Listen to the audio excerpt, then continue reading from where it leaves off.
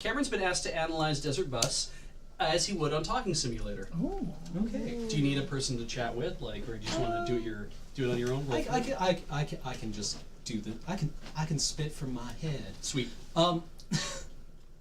Okay, so in Desert Bus, we're playing the role of a driver, taking an empty bus across the desert, and for no real discernible purpose, right? So we have to. God, what do I even talk about on Talking Simulator? You're normally playing the game, so you're just kind of rolling with it, right? Yeah. So what are we being shown? How are we interacting with it? What kind of experience are we crafting here together? Right? Like, what are the things that we don't see while we're playing Desert Bus? Right? What are the things that are being taken for granted by the developers, who just kind of are able to use our gaming literacy in order to make certain things invisible to us? Well, yeah, because, for example, it's like we know there's a bus stop, and we can pull over and stop, and we can open the door and shut the door, but we never see anyone get on. Nope. But we never look out that door. We don't know anything about a lot of the area around what we're doing, but we're given a lot of information. Yeah. So we kind of take for granted that there will be points that we'll get for accomplishing certain tasks. So somebody's evaluating us. Right?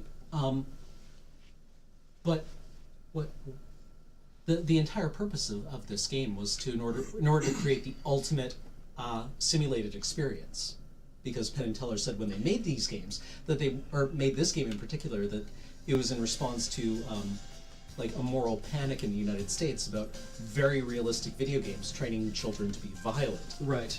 So they made a hyper-realistic bus driving simulator. Right. Mainly as a laugh. Right. You know, in order to kind of like the argument. What's the fallacy? Argument Ad absurdum? ad absurdum. Okay. So, and what's interesting about that, though, too, is that in making a game like this, like to make it a hyper-realistic trip from Tucson to Las Vegas, this road doesn't exist. Like, there is no straight shot. Isn't there? No, there's not a single road that just goes straight between Tucson and Las Vegas, right? It actually curves and moves around and stuff. So despite being lauded as being hyper-realistic, it actually fails in the respect of not showing you what that drive is actually like. Okay, so this is actually entering into the simulacrum. Right. Right? Which is a concept that turns up a lot in postmodern literary theory. And normally you have the simulation, which I think most people would be familiar with just from, the osmosis, right? Like you have Flight Simulator, which is supposed to be a representation of an experience that exists in the real world. Right. Right? And you have various metrics for measuring how accurate a simulation is. Okay, yeah. The simulacrum is something that has never existed. Oh. But it's also meant to be like, you can have an experience. Right. But this thing is not real. Yeah, it's supposed to feel real? Yeah, it is something that's playing at reality of something that has never been real. Okay. I actually never knew the difference between those two words. So. The one that gets trotted out kind of glibly is the pumpkin spice latte. Right. Which is a simulacrum because there is no pumpkin. Right. Right. It's nutmeg people are like, and cinnamon. There's no pumpkin in my pumpkin spice latte. Yeah, well, obviously, of course, because pumpkin pie is just a mechanism for delivering like cinnamon and nutmeg and whipped cream. And whipped cream. Yes. And pie crust. Yeah. Yeah. Oh. Also, Talking Simulator is a 100% spoiled stream, so spoiler warning. If you're just turning in, we're going to talk about how the game ends, because we can't talk about the way the game works without talking about the ending. And we have multiple endings here because you can either make it to the end, in which you get a point, right, and that's the good ending, right, or the bad ending is you crash and go backwards and get no point, right. So I mean, it is kind of, it's a binary thing. Yeah.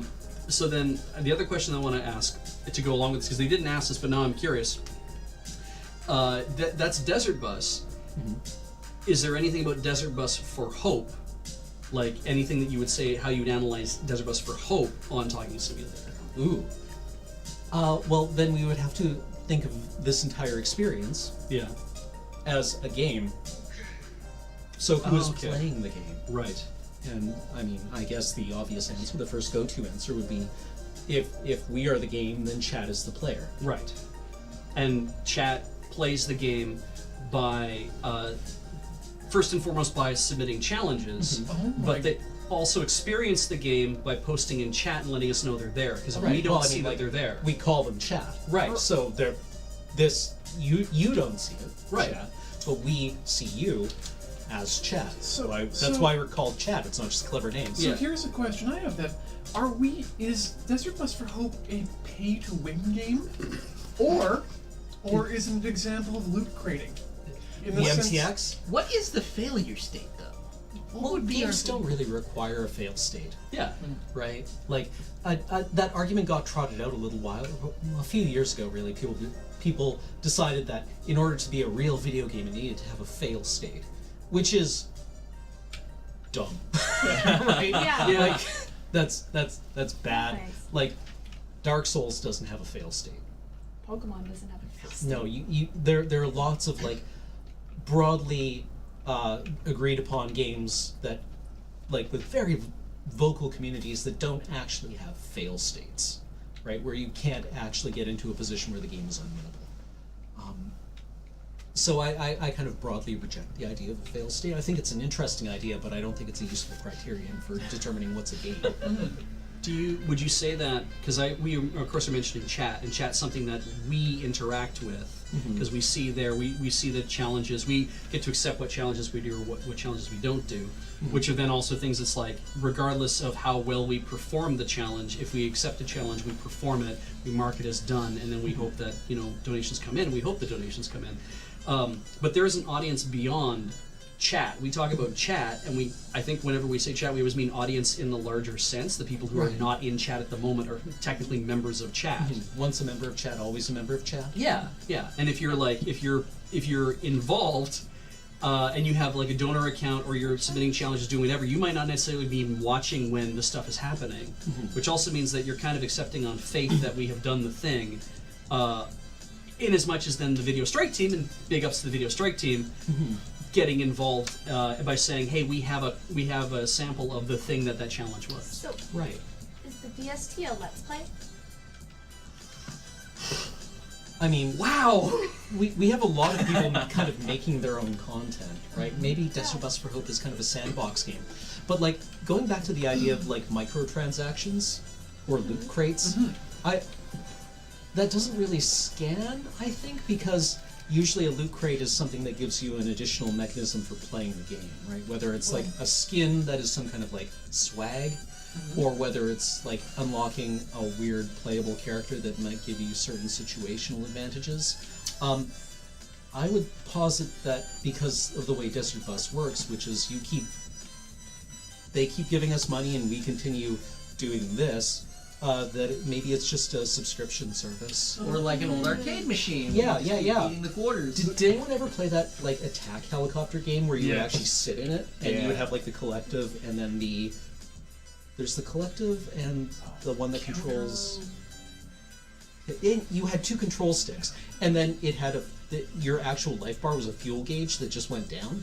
So the game was like, okay, you've played enough now, so give me more money, and it wanted $1, and then the arcade owner could set how quickly the fuel gauge ran down. I wonder if So you was got like that. 45 seconds of video game for $1. The reason I think it is a loot crate, though, is that people are paying for content that they don't know what they're going to get out of it. Well, I mean, like, but we do it as a busking system, right? Or at least nominally, we say, if you like what you see, then donate. Or if you want a chance to win a thing, like it's a very kind of eyes open. I suppose, like the giveaways might work like that. Maybe, but I don't think those are part of We have broad ways of monetizing. It's maybe more of an MMORPG. Yeah. Yeah. More pigs. Given the fact that the people who are interacting in chat are definitely influencing the game itself. Yeah. Inspiration. Yeah, it's a bit like Baron's chat. Cool. That was really good. I really enjoyed that.